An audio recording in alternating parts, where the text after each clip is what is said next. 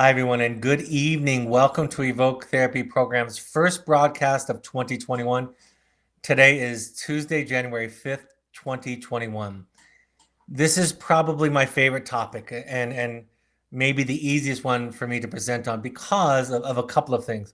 Number one, I think about it more than any of the subjects that I speak about because it's my job, because it's what I do. And number two, because I had the good fortune to have a therapist who I believe is one of the best therapists that there is in the country. She's has decades of experience and tremendous amounts of education and a thirst for learning. She's written somewhere around 20 books. Some of them are in the range of 500 pages. And for the past 22 years, I've had the opportunity to sit in her office and to learn from her. Not only, of course, did we do therapy, but through that process and sometimes through my own supervision and my own growth process as a wilderness therapist and running a wilderness therapy program, I've had the opportunity to learn under her mentorship. So when I talk and teach, so much of what I'm teaching you and talking about comes from Dr. J.D. Gill. Dr. J.D. Gill is her author name, and she goes by Jamie. So you'll hear me refer to her as both often. So with that preamble, with that prelude, I'm going to talk about therapy tonight and what to look for in a therapist. But I'm also going to, of course, talk about things that lend themselves well to parenting and lend themselves basically to all relationships. That there are, of course, some unique differences in all of our relationships, whether it be the parent-child relationship, the spousal relationship, or the client and the therapist relationship. But there also are some fundamental pieces that they have in common. I've learned this about therapy. I want to share these two thoughts about my own processes of therapy. One's more recent. I've thought about this idea, and I've talked about this recently, that I do believe that so much of what challenges us today, in addition to or along with the circumstances of our lives that are happening today, so much of what challenges us or prevents barriers for us kind of as we move forward in our relationships in our lives has its origins in our undealt with, unresolved, unconsidered trauma. And so part of our job is to go back and to understand and to unravel that. And we do that, among other places, in therapy. Now, what I talk about and have taught about recently is it's not so much a going back and remembering. If you happen to be my client, because of this belief that I have, this experience that I have, we're not going to talk about what do you remember with your mother and your father, what do you remember in your childhood. Those topics will come up from time to time, but essentially, you see how a person shows up today in their circumstances and then in their relationships, and you learn about their earliest contexts. You learn about where they came from.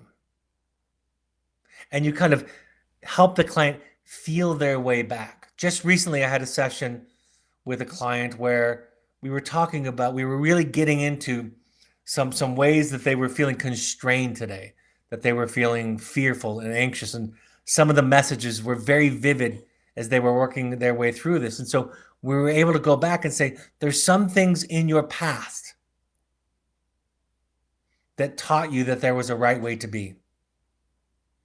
Some of the language that you're using to describe your inner child, for example, or to describe your circumstances, your challenges today, some of the language you're using tells me a little bit about your earliest context. And so I suggest that, and then I ask questions. What does this feel like? Where does this come from?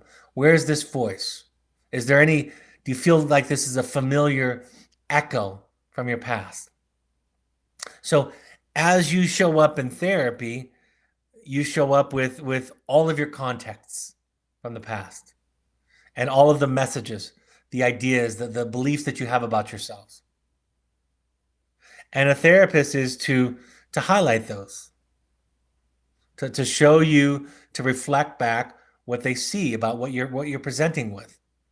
And again, if we have the belief, and I happen to, that those things came from earlier experiences, then we start to make connections. But it's not so much a memory that we have that comes out of the blue, more like it's a way of kind of following our current feelings, circumstances, challenges, dilemmas, and having some idea that they may come from past relationships and messages and contexts, and seeing if we can make a connection to that.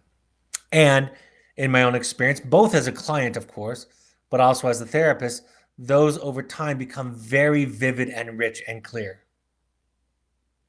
And we're able to see things that we weren't able to see before, remember things that we couldn't remember before.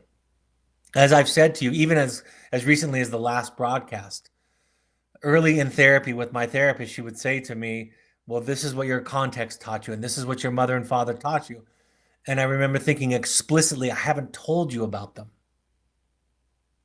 I don't know how you could possibly imagine that you could make those statements if I really haven't told you any stories. First of all, I don't have vivid memories of those experiences as a child. But now, years later, it's crystal clear to me. And it's like I see, it's not like I've had a lot more memories come up, but I see those old messages more clearly. I see how my parents were compromised, how my earlier context, teachers, peers, the dominant culture that I grew up in, I see so much more clearly the messages that they gave to me.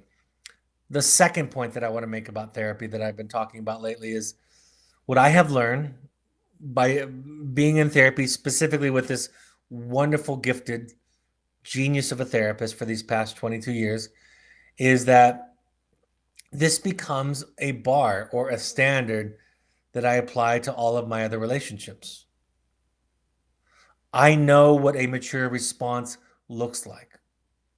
I know what a healthy response, an empathic response, a clear response.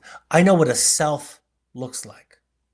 And I know what it doesn't look like because I've sat with somebody who has all of those characteristics and attributes. And so when I go out into the world, I leave, I tell my therapist something and she listens and validates and seeks with all of her energy to understand me, which she does very well. And then I go back out into the world. I go home to my wife, to my children. I talk to my colleagues, my friends, and I measure them against her. Not in necessarily a judgmental way, but I say, that's not about me. My feelings are okay. I'm not crazy. And by that, I mean, I'm crazy, but just the run of the mill crazy like everybody else. And your reaction to me, to what I say and do and feel, is about you.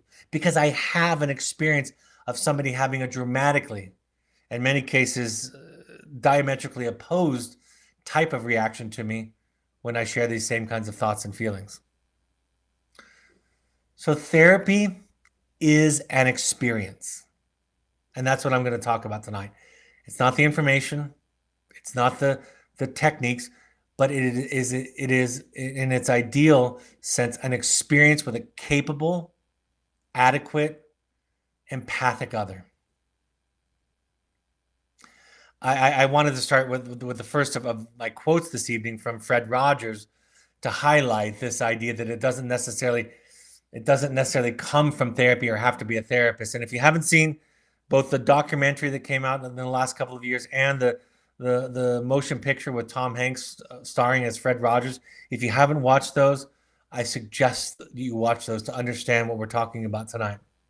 Again, this is a good example. When I was a child and I flipped onto Fred Rogers, Mr. Rogers' Neighborhood, I couldn't stand it. I thought it was condescending. I might have flipped to it. I might have been very adultified or parentified. That could have been part of the problem, which I was because of my circumstances. And so Fred Rogers seemed like he was talking down to me and condescending and talking to what I would have said at the time were babies. But now as a mature adult, he speaks to my heart with a piercing and loving clarity. And you can find lots of wonderful quotes quotes by Fred Rogers, but I just pulled this one.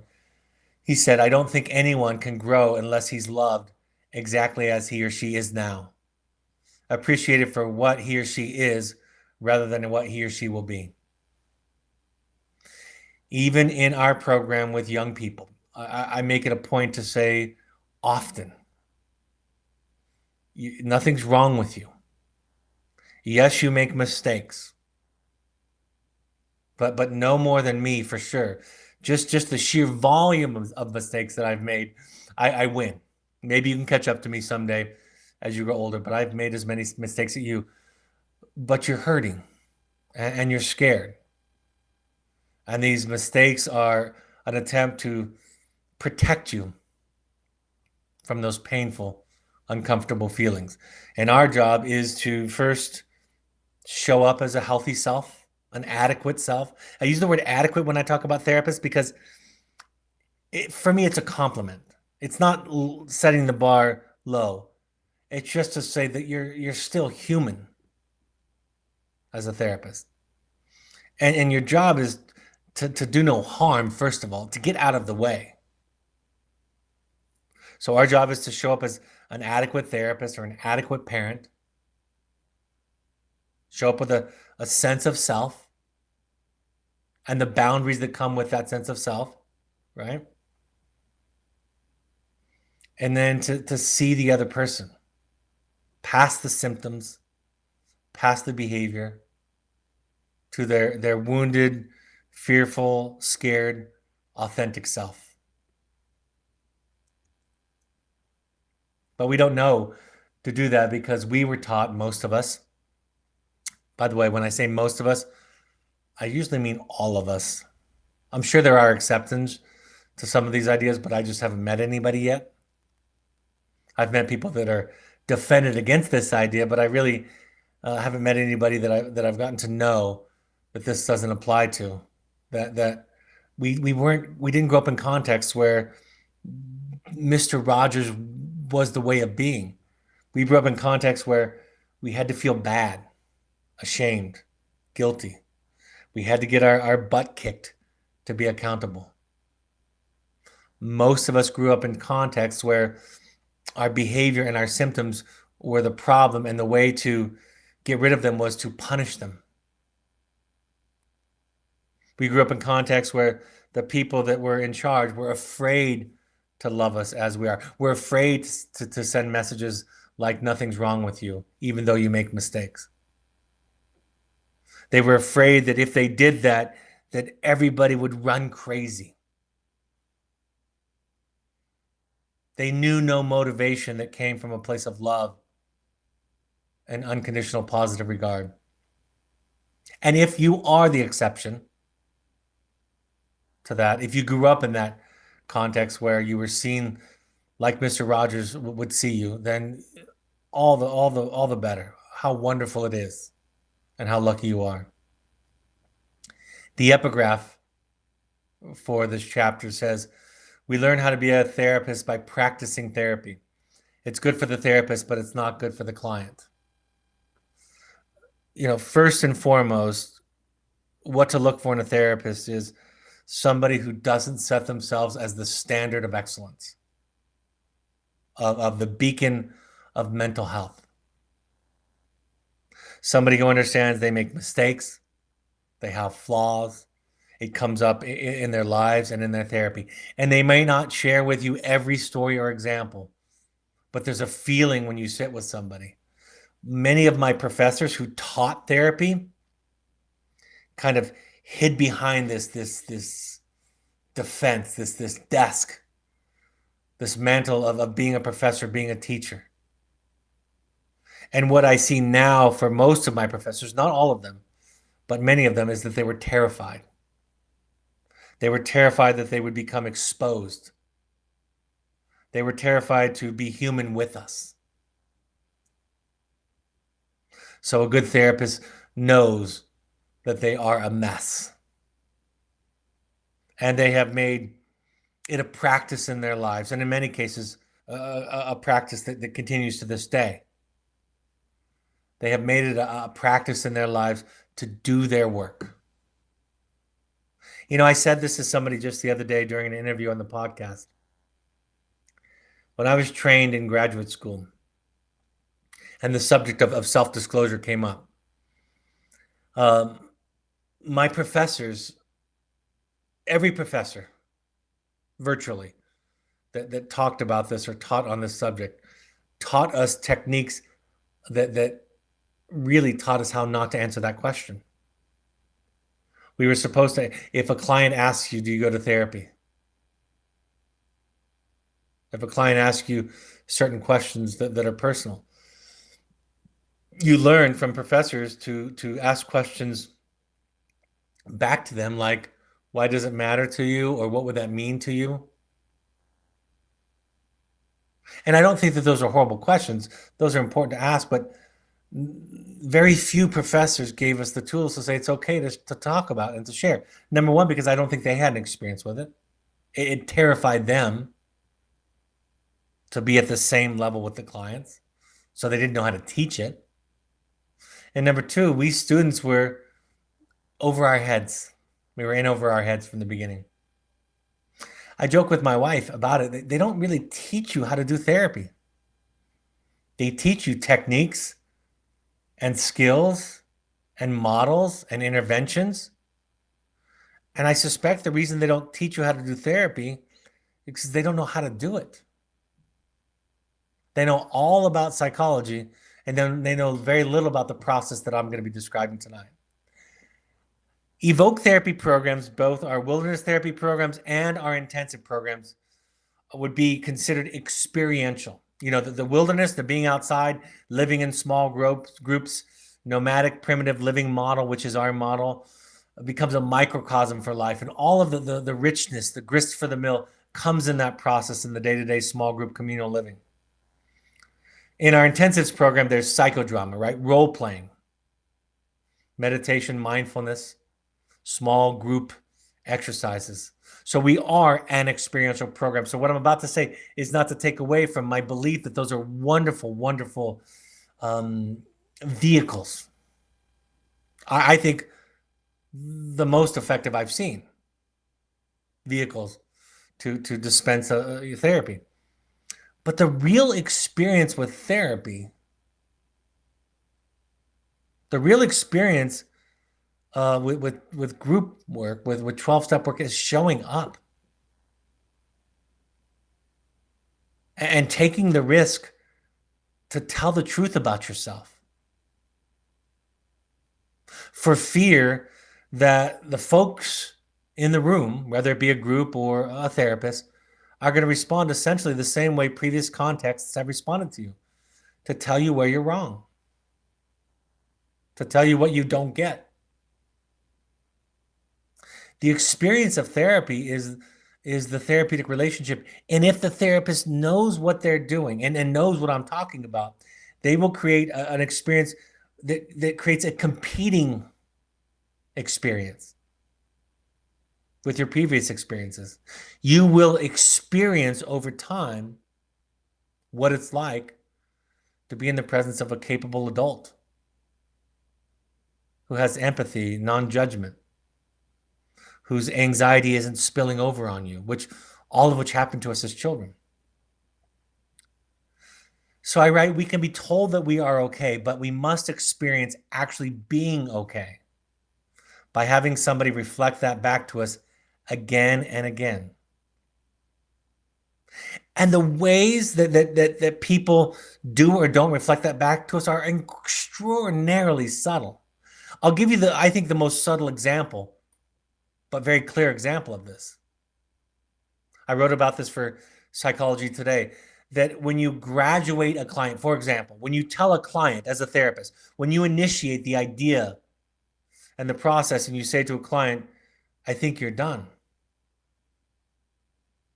In this way of talking today, that's not your job. Ever.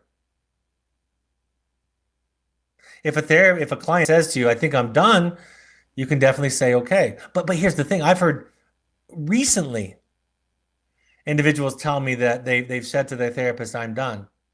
And the therapist has shamed them and told them what a mistake it was. I've heard therapists say, I feel betrayed by you, or you have to come back and meet with me one more time. All kinds of just crazy, crazy responses that have nothing to do with the process of real therapy. I had an adult friend who was ready to leave his treatment center for substance abuse. And when he announced to his therapist at the treatment center as an adult that he was going to leave, the therapist took it personally, felt offended, felt betrayed.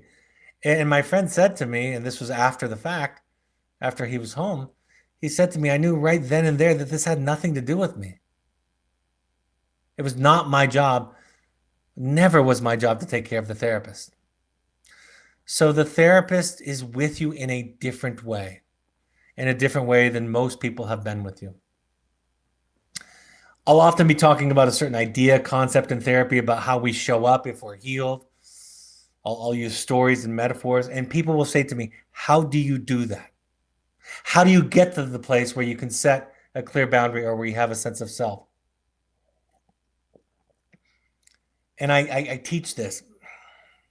There is an idea, and there's some wonderful artwork in this chapter from my son, Jake, and my daughter, who kind of directed him on this idea. There's some wonderful artwork in there that shows this point, that there's an idea in popular culture and mainstream culture that we shouldn't need validation, that self-esteem is an inside job, right? And the fact of the matter is we are social beings. The strength of humanity is our connectedness to each other. We, by ourselves, are some of the most helpless creatures. As infants and children, we are the most pathetic creatures. I'm not sure if this is absolute, but very few, if any, creatures on earth stay with their parents for as long as we do, depend upon their parents for as long as we do. So we are built to be in relationship. So this idea that self-esteem can happen through reading self-help books, right? Through journaling, through other things. It's not something that I share necessarily, that there has to be some experience with another. Maybe a higher power can be that experience. But we have to have some experience with an other to grow. So what I explain is, I explain the idea that the goal is to be with somebody who doesn't value your strengths and your gifts, your talents, your smarts, your beauties, whatever it is.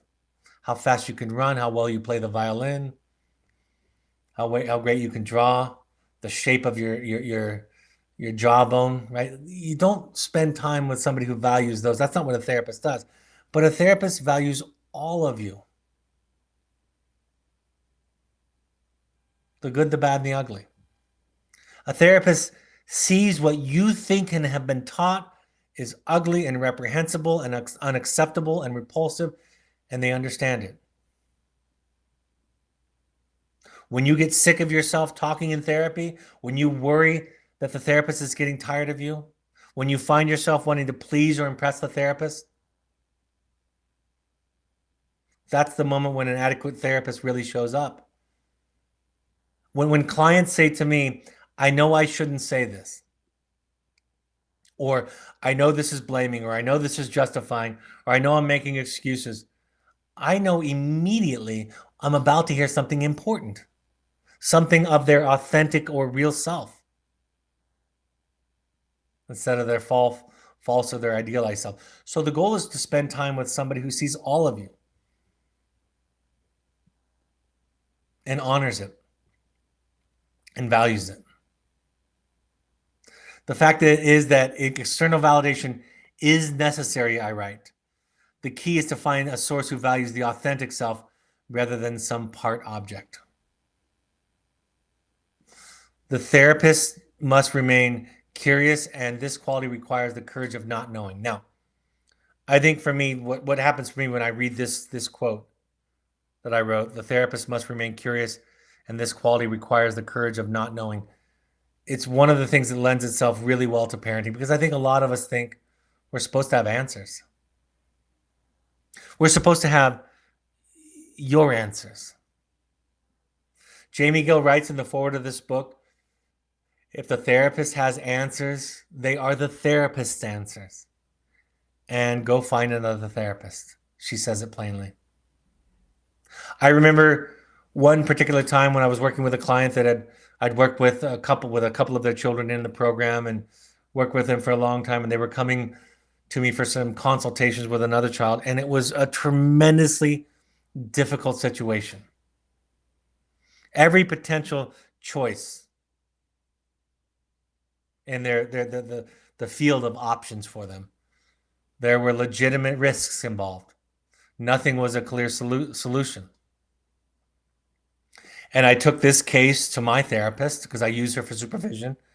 And I said, I laid out the case. It took me about 15 minutes to tell all of the intricacies of this case. And I said, I just don't know what to tell them. I don't know what to do. And she paused and she said, good. Keep it that way. And tell them you don't know what to do. And it just came to me, all of it. I thought, that's right. I don't know what to do. And I need to tell them that. And I need to remember that is true really in all of my cases, even those that I think have clear answers. I can share with you what's worked for me in similar circumstances. We can talk about ideas, but I don't know your truth. When I went back and told this family, I don't know the answer, they were incredibly relieved and relaxed. Immediately, you could see in their countenance, in their body posture, you could see their nervous system relax. And we started on a path for them to find their truth, their authentic self, their decision, with an awareness that this was an unsolvable problem without a perfect answer. But that gave them the courage to make a decision, to make a choice, which they did.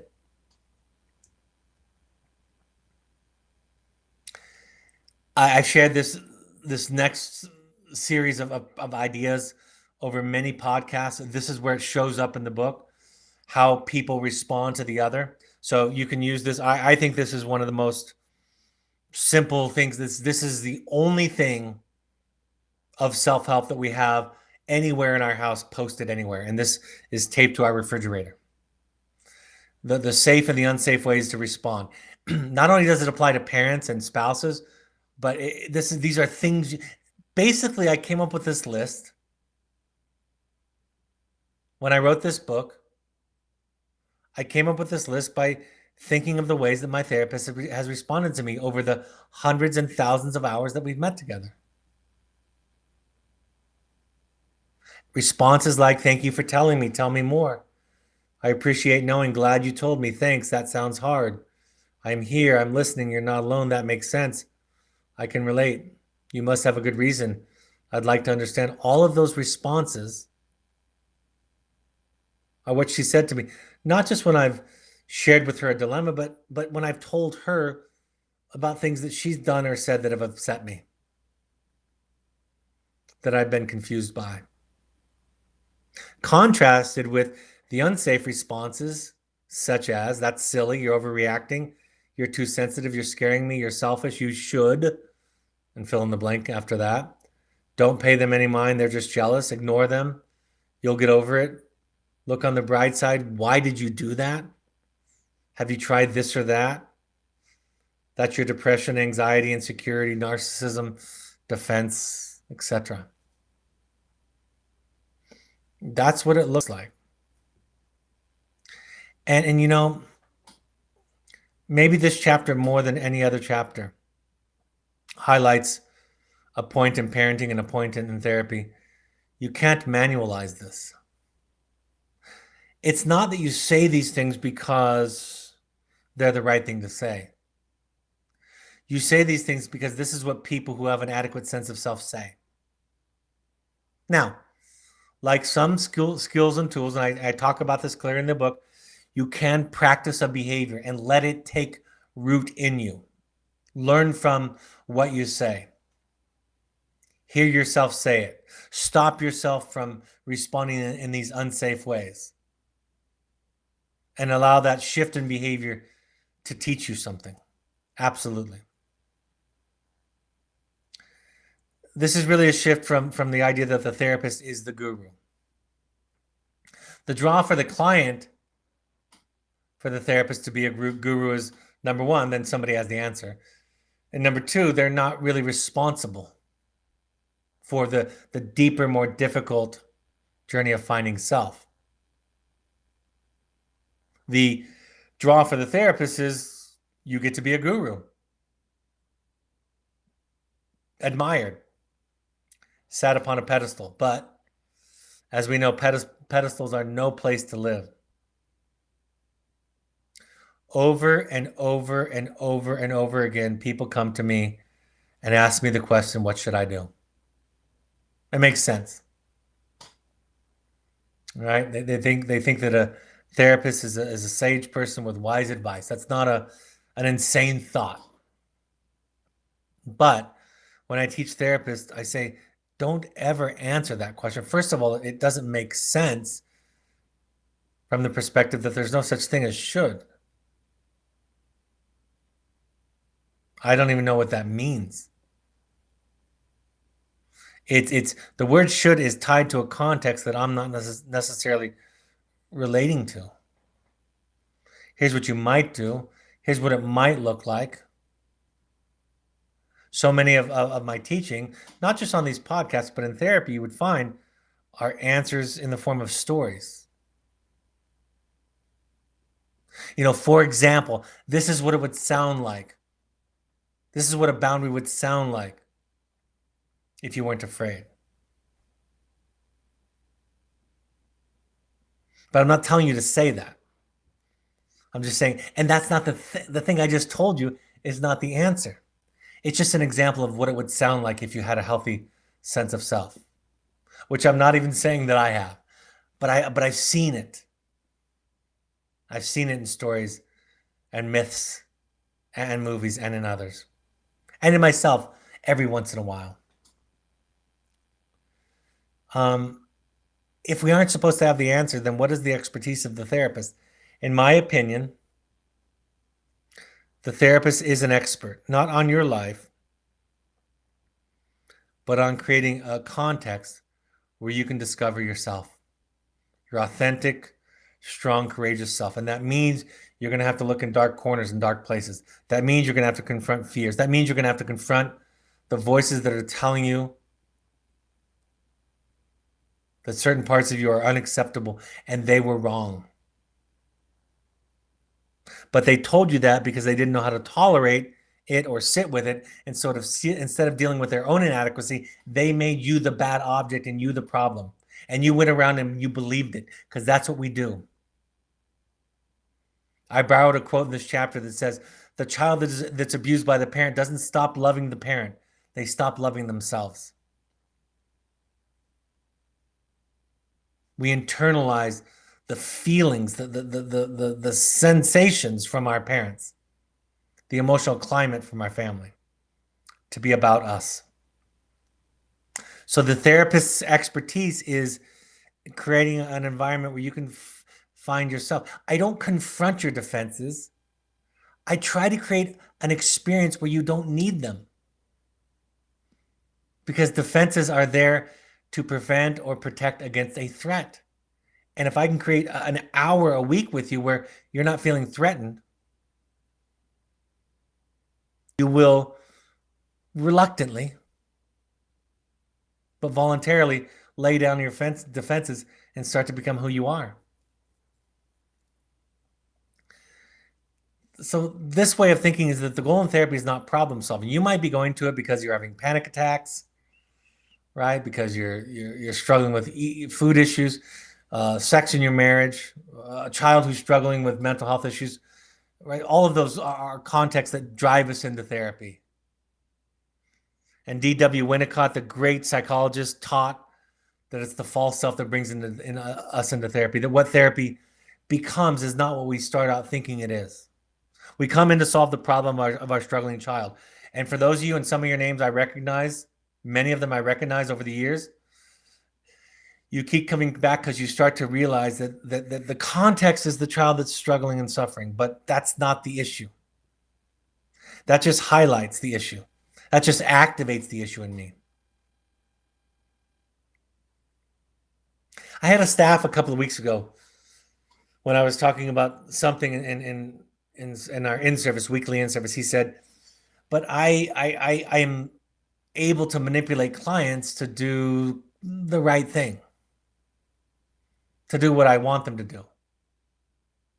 Why shouldn't I do that? Why is that a bad thing? And I said, the problem with manipulating clients into doing the right thing is that they're going to leave eventually, and they're going to meet somebody as charismatic and clever and manipulative as you. And some of those people aren't going to have their best interest in mind. And really, you're creating a dynamic with them where they're dependent upon somebody else to discover the truth, to tell them what to do. And so, yeah, if the goal is to reduce symptoms, if the goal is to stop bad behavior, then what you're saying works. But because at Evoke, we don't believe that's the goal. We believe that the goal is the discovery and the development of a healthy self. You're actually contributing to the problem. And the development, the discovery and the development of a self is the number one idea, attribute, characteristic in a person that creates resilience. But if you're just clever and manipulative, you're part of the problem. And that leads to this quote by J.D. Gill. I love this quote. The therapist or guide we choose must not duplicate the wounds of the past. Thus, if the therapist or guide knows what is right for us and manipulates us to achieve these treatment goals, it is abuse, plain and simple. It is hard to see how good abuse ever cures bad abuse. And again, that's true for parents. Now, of course, I offer skills and training and techniques. I tell all of our therapists, you can use EMDR, brain spotting, you can use cognitive behavioral therapy, you can use dialectical behavioral therapy, and the list goes on. Those are a part of your tool set, but that's not the magic. Because if you have disdain for your client or anxiety to fix your client, they will feel that and internalize that as the problem, and then they will seek to please you to preserve their sense of self. I'm going to say that again.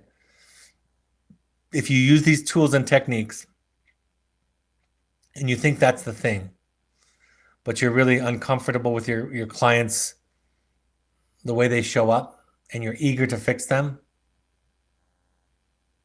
they will internalize that the same way they've internalized earlier context to be that something is wrong with them, and they will try to please you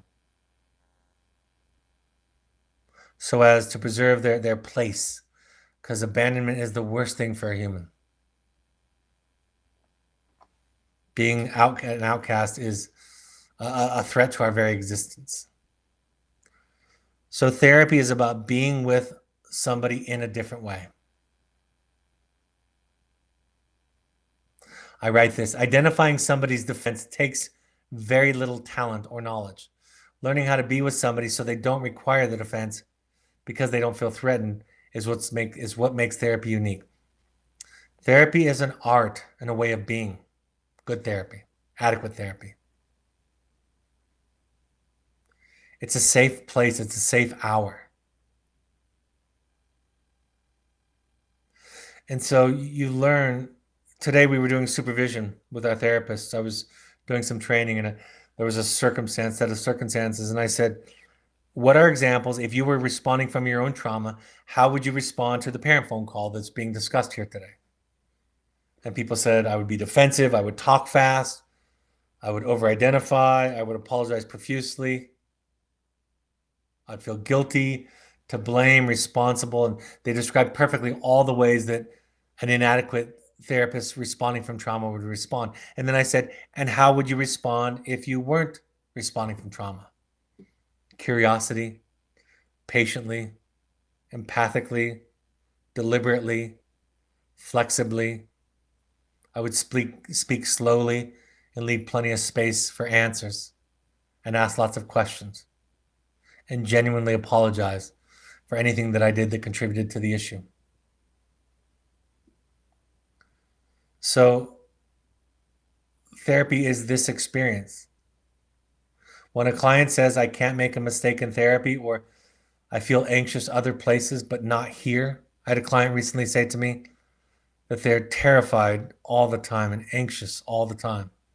And I said, I don't see that from you. And they said, well, this is different. I can't make a mistake here. And then I said, maybe that's the problem. You are a really, really sensitive person, but your sensitivity is just tuning into what the environment is telling or teaching you.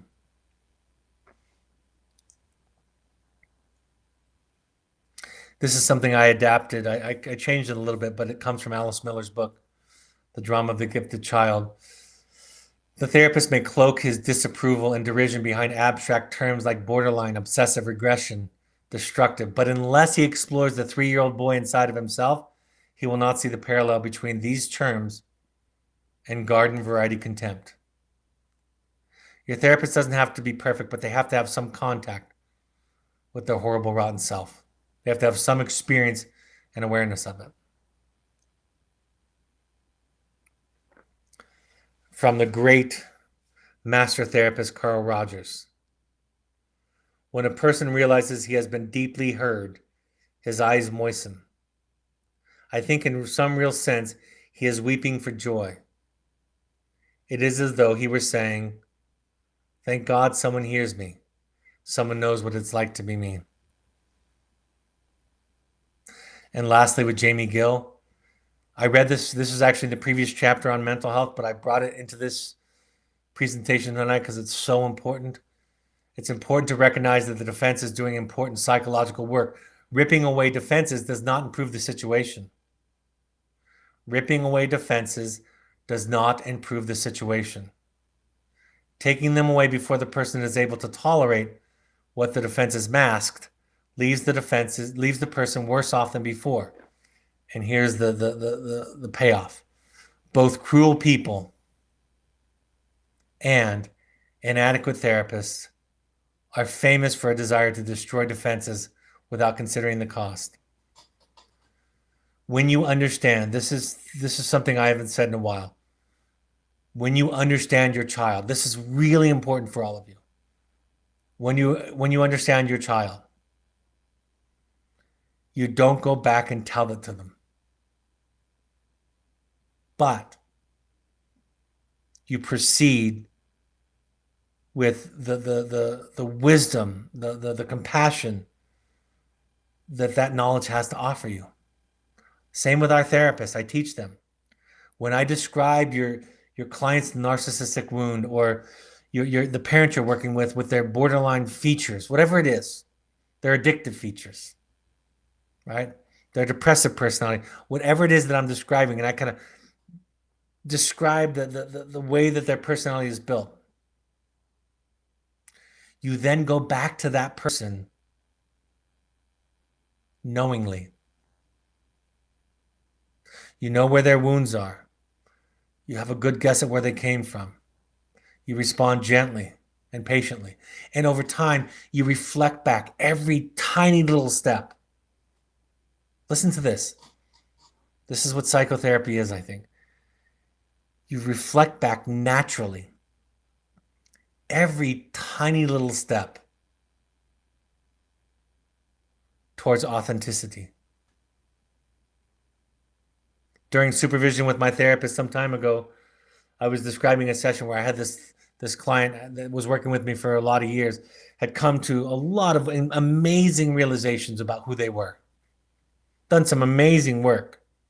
And in one session in particular, after sharing with me all of these wonderful insights, the next sentence or two out of their mouth was back in the old way, the mother tongue, right?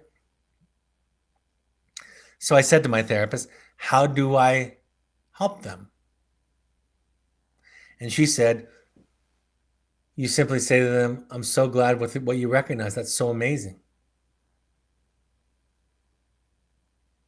And there was a silence. And I realized what she was saying. You're right. You recognize the steps forward, the small steps forward. You reflect back each tiny little step toward authenticity. I talk about containing. Containing is a psychological, a therapeutic term that describes this creating a space in the session, right? And obviously, it's not a physical space. It's a metaphor, a word that we use as a metaphor because it can be virtual, it can be on a phone, it could be in a relationship in any way that that relationship exists. In this situation, Gill says, the contained is more or less fully felt and understood by the container. At the same time, the container can rely on additional resources to feed back to the contained a wider sense of the contained experience. Along with this is the experience for the contained that the container can adequately accept or manage what has been offered. In other words, I take you in, I have other resources to take you in and to reflect back a sense of okayness. And you have the experience of being okay. That's what all that jargon means. I metabolize the pain, the sadness, the frustration, the difficulty in your dilemma. And I reflect back a sense of okayness. So what to look for in a therapist? How do you feel with them? And tell them. And when you challenge them, I think this is the magic technique. When you challenge them by telling them things that you don't like or that don't feel right to you, how do they respond? Do they put it back on you and make you the problem? Talk about how you're misinterpreting and misunderstanding? Because we already had parents for that. It's called gaslighting. We don't need to be told how our feelings are crazy. We need to be understood. We need our feelings to make sense to us by having the container or the therapist understand them. So the magic technique is talk to the therapist about the therapist and the therapist relationship. And if you have an adequate one, they will say thank you. They will acknowledge the great courage that it took to challenge them. And they'll express gratitude for the honor of your trust. And you'll feel from them their ability to be human, which is to be flawed and imperfect and a mess and enough at the same time. It's not that I use a lot of self-disclosure. Jamie uses a little bit less with me, but over and over again, she gives me the sense, the clear sense and the acknowledgement that she's a mess. What seems to be their goal? Is it to fix you or to see you? Are they anxious? And when I say anxious, you can substitute the word eager. Are they eager to fix your problems? Or are they eager to understand you? I tell the therapists that evoke this all the time. It's not a perfect idea, but clients ought to feel better after being around us. And that doesn't mean they're not going to feel pain and grief and sadness, because that happens in therapy. If therapy is effective often, those kind of uncomfortable feelings come up, but they won't feel alone or crazy. And the sweetness of not being alone in your unsolvable problems or your pain, that's priceless. Is it your agenda in therapy or theirs? I have no tolerance for a therapist whose agenda takes the primary focus in therapy. I just don't. See, in therapy, you pay the therapist for the time. That's the end of what you owe them.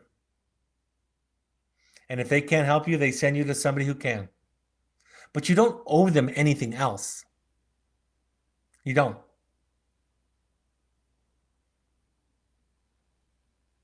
How flexible are they? What if you came with your spouse without telling them? Would that throw them off their game?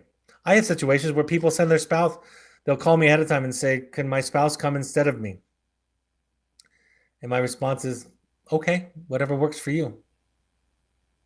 I don't have rigid boundaries about who I won't or won't see in a family because I've been trained to be able to hold space for everybody while I'm talking to them.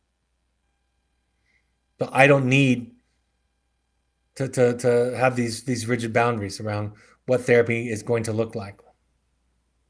Are they able to own their limitations? Do you get a sense from them, and are they making reference to the fact that they know that they don't know everything? I'm not trained in EMDR. I'm not trained in brain spotting. And if a client says to me that I'm thinking about that, my response is, I've heard some people say great things about it. I don't specialize in sex therapy or eating disorders. So if you want somebody who specializes in that, I've heard people say that they prefer that. That's okay too. I focus on the process of being a human, of which all of those are part of it. Do they have advice? Do they use the word should, and do they have solutions? I mean, those are pretty simple, but that's just their stuff. I teach the therapist, it's never the first mistake that's the real problem in therapy. I say lots of stupid things in therapy. It's the second mistake that's the problem. If I present to you an idea, a concept, a tool, and you're resistant to it, it's my attachment to that becomes the bigger mistake. If I'm able to drop it, that means I'm not attached to it. Emma Reedy, who works with us, my daughter, she talks about this idea that a therapist's misinterpretation of a client is the therapist not understanding a client. So if you reflect back an interpretation to a client and you don't get them, no matter how confident you are, you've missed them. If nothing else, you're too far out ahead of them. So what are the take home? Therapists are not the North Star of health. Hopefully they are an example of being human, but they're not the epitome of health. Learn to trust your gut. And you can learn that by how you feel. Do you feel better? Do you feel seen? Do you feel safe? Do you feel like mistakes are okay? Do you feel like you have to say it the right way? Do you feel like you're being confronted on errors or language? You can ask difficult questions. I believe you get to ask difficult questions, and you deserve, I said difficult answers, but what I mean is intelligent answers, smart answers. Does the therapist seem defensive at times? And I sometimes am defensive, but can they come back and say I was being defensive? Or is that a pattern that they can never own? Does their model, their technique, or their agenda eclipse you? Does it seem more important than you? I remember I was sitting in a class. I went to listen to Dr. Gill's, one of her classes at the University of Utah. And there were graduate students learning to become therapists. And she was teaching about various concepts. And one of the students raised their hand and said, I'm a cognitive behavioral therapist. That was who they were. And so then they asked a question about an agenda of cognitive behavioral therapy. And Jamie and I talked about it afterwards. She gave her response. I actually raised my hand at that point and gave my response. But we chuckled about that because you're just a person who happens to know cognitive behavioral theory. But if the model is primary, you will miss the client. You will try to find ways for the client to fit in to your model. So when I talk to therapists at Evoke, I say, you can use all that stuff, but what I'm talking about today, which is really attachment theory and the sense of that comes from psychodynamic theory, modern psychodynamic theory about understanding the relationship between the therapist and the client. That's the foundation of adequate therapy. All that other stuff, it's just stuff. How does the therapist handle feedback? If they are defensive and make it about you, you have a therapist that has not and is not doing their work.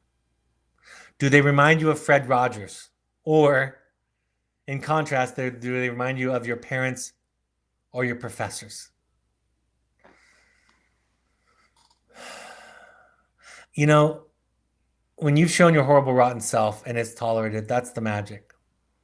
That's when progress really accelerates. You know, I think it's that point often when you get tired of hearing yourself or you think the therapist is getting tired of you.